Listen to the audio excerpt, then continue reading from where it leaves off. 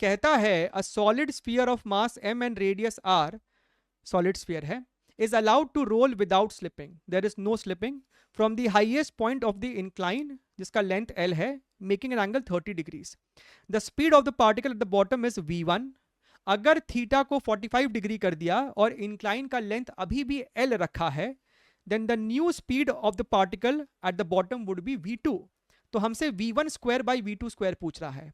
देखो इसको करने का दो तरीका है, हम आपको एक तरीका बताते हैं, बाकी दूसरा भी आपको पता है. एक तो है आपका एनर्जी कंजर्वेशन, राइट. ये एल लेंथ का है, ये एंगल आपको 30 डिग्रीज है, तो वर्टिकल हाइट क्या है, अगर ये एंगल 45 डिग्री होगा तो वर्टिकल हाइट क्या है, and you can solve like that also.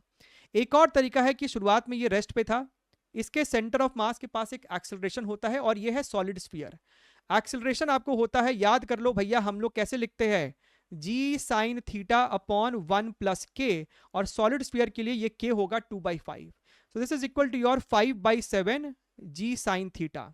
तो तुमको अगर एक्सेलरेशन पता है, लेंथ आपका बार बार सेम है, तो बॉटम पे इसकी जो स्पीड हो जाएगी, ये स्पीड हो जाएगी that is equal to under root of 2al, equation of motion है 2al. बढ़िया है सर. तो velocity is equal to under root of your, और rather v square is equal to your 2, acceleration is equal to your 5/7 g sine theta multiplied by your l.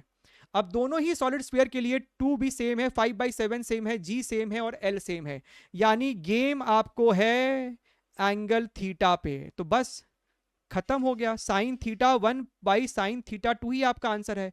यानी कि पहले case में 30 degree था और दूसरे केस में अपने को 45 डिग्री है, तो 1/√2 यानी ऑप्शन नंबर 1 मेरा सही जवाब होना चाहिए.